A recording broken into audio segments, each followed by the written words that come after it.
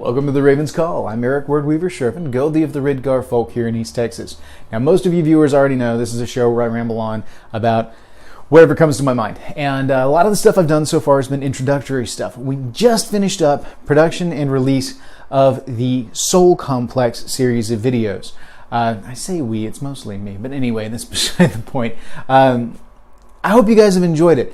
This was a mammoth undertaking. The Soul Complex is something that's very, very complex, hence the term, and so it's highly debated too. I got a lot of really good feedback from you guys. A lot of you seem to really enjoy what I put out there, and it got some gears turning. I actually had a couple of conversations with some guys that I've known for years. That were all spawned from these conversations, and we went into some really deep areas. So I love doing stuff like this. I love getting people's wheels turning, gets the fire lit, gets my fire lit, and we have a blast with it. So hopefully I've got some videos that are going to be born out of some of those conversations here in the near future. But today's video, I want to expand a little bit on one of the subjects that I touched on in the Soul Complex essay. Now, a lot of the videos that I've done before have been kind of introductory, kind of building the groundwork for stuff that I intended to do later.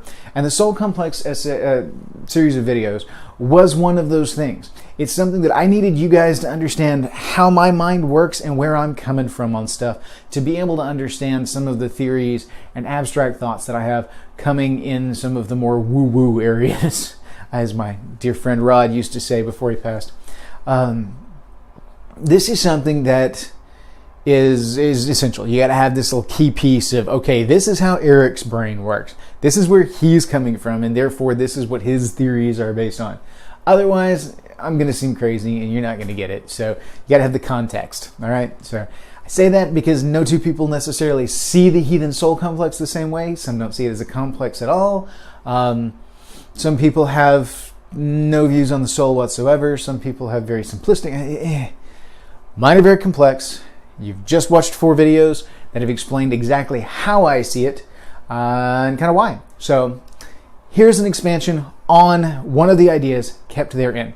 And this is the concept of order. If you go back and watch that video on section 2, I think it is, where I break down the spiritual side of things, you'll see a section in there where I talk about order. Now, the order is the center of divine madness. I go here because I see it very much as being kind of the gut. Because here's the thing about divine madness. If you look through some of the literature, if you look through some of the lore, the Old English called it wold, the more Anglo-Saxon side of things, as I discovered in my research, the Old Norse is order. The divine madness, wold was typically used as a descriptive term for a state of mind. Okay, for that being the state of madness, that being in that state of madness, that wildness, that unhingedness. I take the theory further.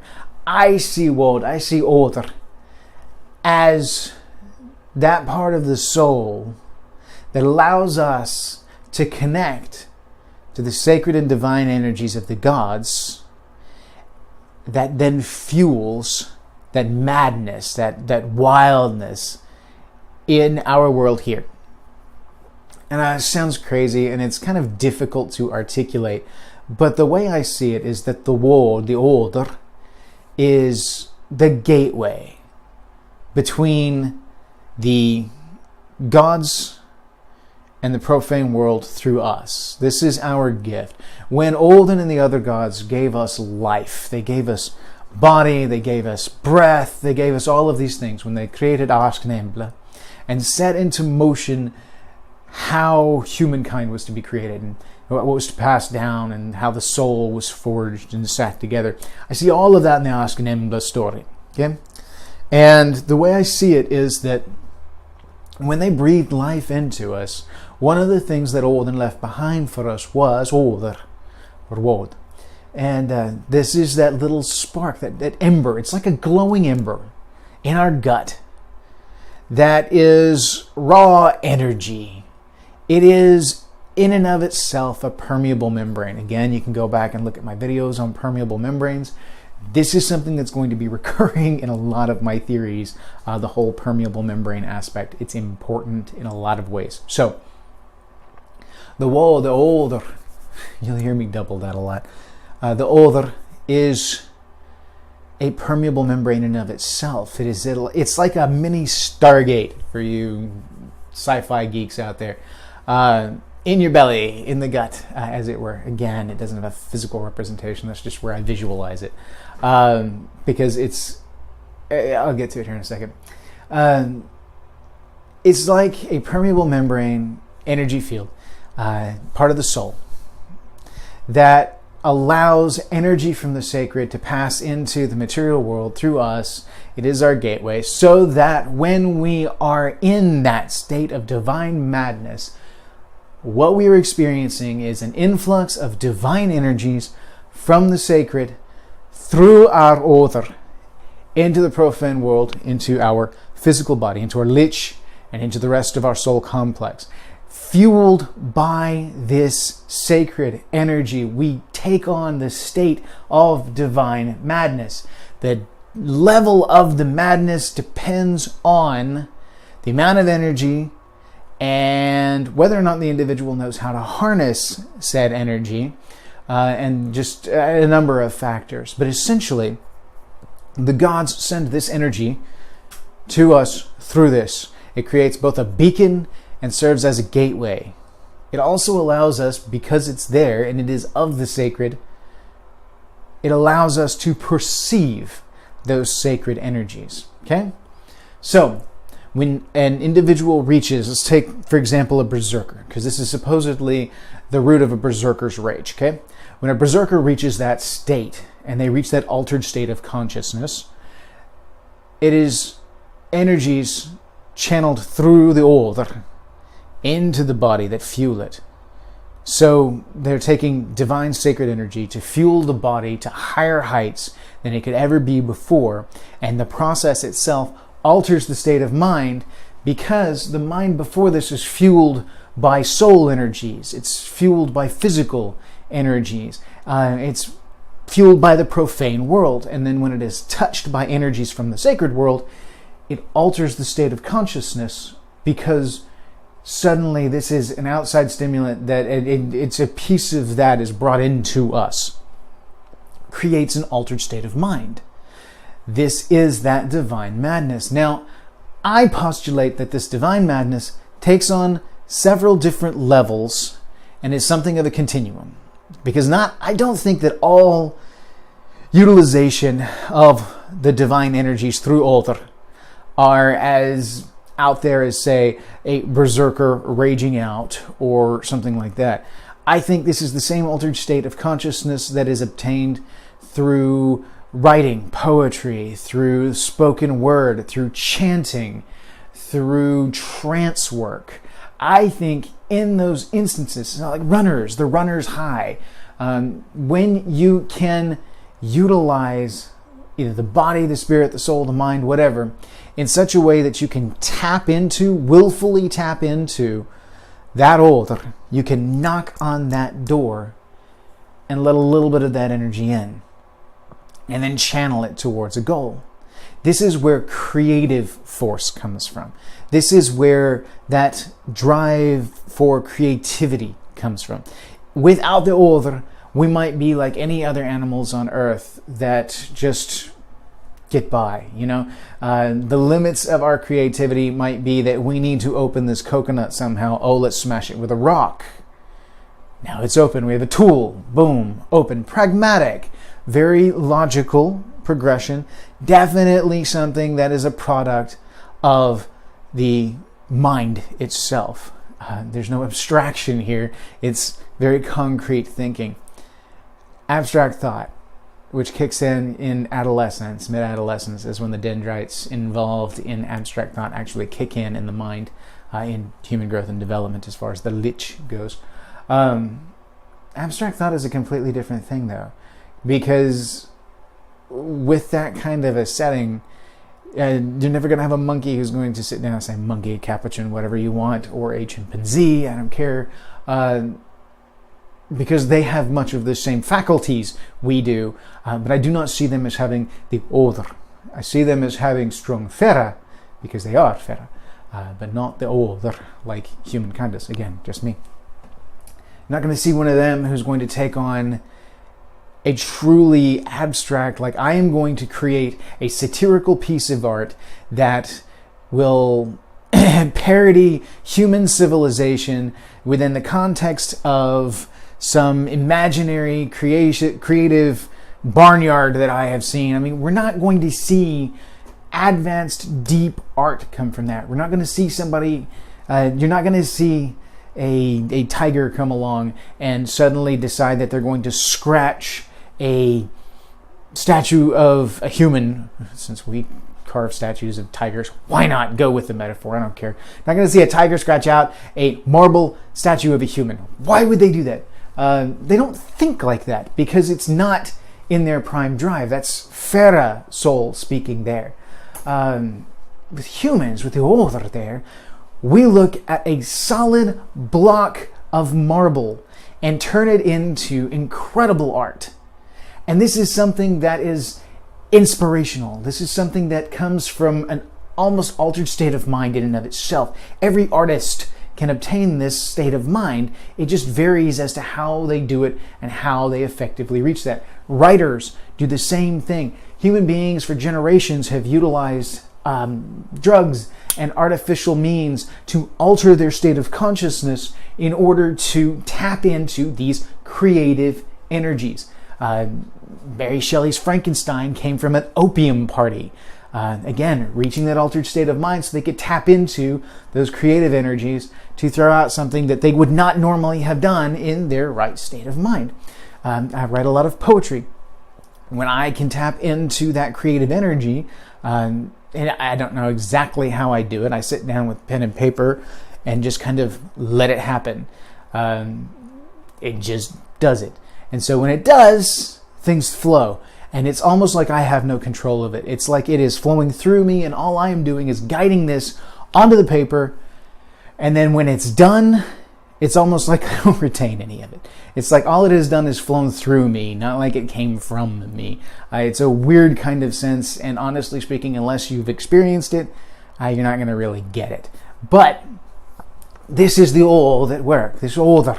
What we are doing is we're channeling the sacred creative energy through our faculties, through the rest of the soul complex, utilizing all of the tools that the soul complex provides for us, with the lich, with the mind, with the hammer, all of this, into something.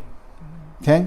So the divine had given us this gift of the order and the energies to fuel this altered state of consciousness that does not require drugs to reach it. Drugs can be a method of doing that, but I'm going to warn people, even psychedelics can have significant issues. So please do not just go out and use anything trying to get an altered state of mind. There are ways to do it without drugs. Physical exertion, trance work is a great way to do it. So, look around, learn, please. There are safe ways to do it.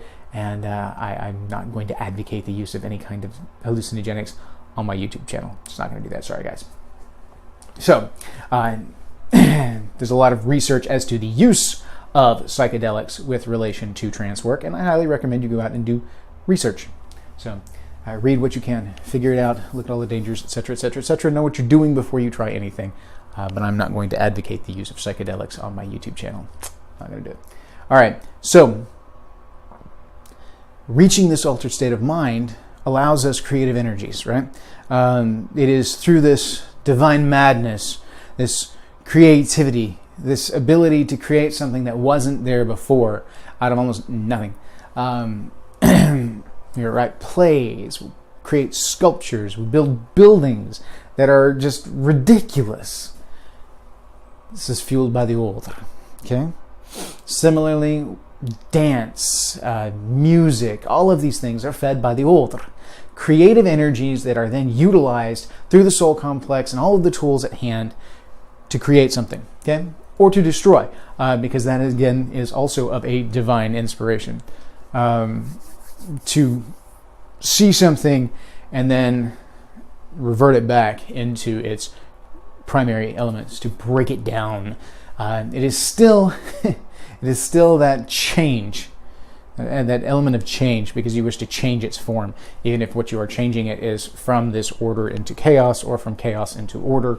It's still that transition change. So anyway, randomness aside, what I'm boiling down to is the gift is the order, the divine madness that comes along with it, right? This is a channel of sacred energy through the order out. When we do ritual, what we are trying to do is to enter in the gift exchange with the sacred. It is my postulation, and keep in mind this is a postulation, UPG, whatever you want to call it. This is not in the literature anywhere. This is not going to be in some archaeological dig. This is not hardcore recon stuff. This is my brain and my woo-woo stuff. So just roll with me here, okay? My postulation is that it is through the order that we interact with the divine during which ritual. This is our beacon. This is the part of the soul that activates when we reach that altered state of consciousness in ritual, that sacred mentality. If you've ever experienced in ritual where you kind of feel different, the world around you shifts, that is in the order. I see the order as having an element of perception. All right? It is both a gateway and a sensory organ all in the same. It is through the order that we are able to perceive sacred energies. It is how we are able to utilize sacred energies and bring them from the sacred through the filter of the order into a usable format in the profane world. So in ritual, what we are trying to do is engage the order through ritual practices in order to exchange energies with the divine. Just as the altar itself is a permeable membrane through which we pass energies onto the divine and they pass on to us, the exchange through the order helps to shift our energies to divine and from divine back to us. Now again, this is crazy, this is out there, I know, and also it's something that I'm constantly working on, so it's not like this whole theory is done.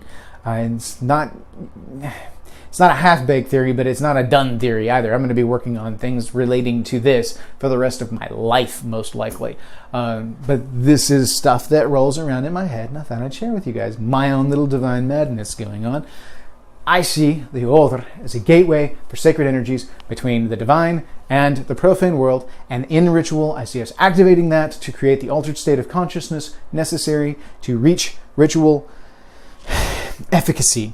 And it is through that we exchange luck and energies with the gods. The gift exchange goes through the gateway and is converted. The altar itself serves as a general beacon and a focal point for the divine energies, just like the altar itself is a permeable membrane, a beacon that speaks to the divine in the sacred space, creates a gateway, permeable membrane. We give our gift across, the gift comes back, and the energy bleeds out from the altar to the surrounding areas. The borders that we establish around your höger altar, whatever it is you use, inside you may have the boundaries of a wall, outside you may have a clear grove, whatever it may be, if you've got a vey, if you have a hof, whatever your setup is.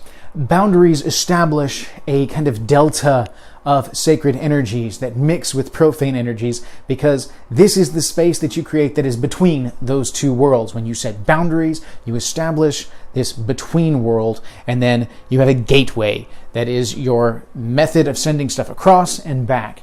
And the gateway utilizes the energies of the order. We exchange gifts, send our energies across, energies come back. So my postulation in and of the soul complex is that the strength and ability of the individual to harness the energies of the order can increase the efficacy of ritual, specifically looking at bloat or feigning. You can make these rituals more effective by learning to harness those energies in that altered state of mind, by seeking that altered state of mind, understanding how to reach it, and understanding how to use the order to perceive that sacred energy, that altered state of mind. That altered state of mind is the perception of sacred energies, at least in the way I see it. So for me, I would say the utilization of the order to harness those energies, to gain finesse, utilize the will and the mind with the spirit of the power from the order this sacred energy that's pushed through, harnessed, twisted, manifested through the lich. All of these elements work together in order to channel energies back and forth. And this is the key work that's actually occurring in ritual, as the release of these energies, the exchanges of these energies, gift of these energies, and then the gift of luck in return. It's crazy, it's out there. I know I'm rambling. So, this one's a bit different. Hope you guys are thinking. I'm sure you didn't learn anything per se in this particular video, so much as I hope that it sparked some interest, maybe some abstract thought in your own right, to kind of explore some of these elements and how they interact. But the whole too long didn't read aspect of this is that I surmise that part of the soul complex, the Odr, is actually utilized in ritual to exchange energies back and forth with the sacred and the profane worlds, utilizing our soul as a conduit. And this actually plays into some of the work that I see in relation to the role of feminine in the ritual sphere, as well as other aspects, which we will come back to in a separate video. This is something else that is striking my fancy, and I need to kind of get out of here and out there so that you guys can be doing the same thing, and then maybe we can all learn from each other in the process. So anyway, if you liked today's video, if you understood today's video, please give a like down below, subscribe to the channel, ding the notification bell, whichever side it's on, I never can remember, and give me some comments, some kind of feedback. Let me know what you think. Let me know if you think I'm just a crackpot. I will know real quick if you guys don't like, because my subscriber numbers will drop rapidly. I think at the time of this filming, I'm at 182, I think is what we're at right now. So you guys are absolutely fantastic. I love the feedback that I get from you guys. It's great. The thumbs up are very appreciated because it lets me know what you do and what you don't like. Some of them, I'm not sure exactly. I can look at, view times, but that doesn't give me a whole lot, because I know a lot of times with you guys, you load the video and then add it to a playlist so you can watch it later. Well, that loading of the video counts as a play, and so the watch time then just goes to 1 second. So it's ridiculous. Anyway, follow me on Facebook, Word-Weaver Productions. You can email me at esjerven@gmail.com. That's ESJERVEN@gmail.com. I'm on that MeWe service, but I don't like that one, so I don't know if I'm going to keep that one going. Follow me on Twitter at @E_Sjerven. And then if you guys have any questions, hit me up, let me know. Jump on the Facebook group. That's going to be the easiest way to get information to me, short of comments down below, which is the easiest way. You are literally here right now. All you got to do is scroll down there, type something out. People do it all the time. I've got several of them. Great stuff. I get ideas for videos from your comments, and I like to exchange a little bit. So this is kind of where I'm going with this. I will probably come back and revisit this one after I get some feedback from you guys, and y'all get me thinking again. And so I may come back to the whole Odr's permeable membrane for use in ritual aspect multiple times, especially since this one was kind of rambling, kind of all over the place. So I'm going to stop rambling. I'm going to let you go. So, hey, have a good day.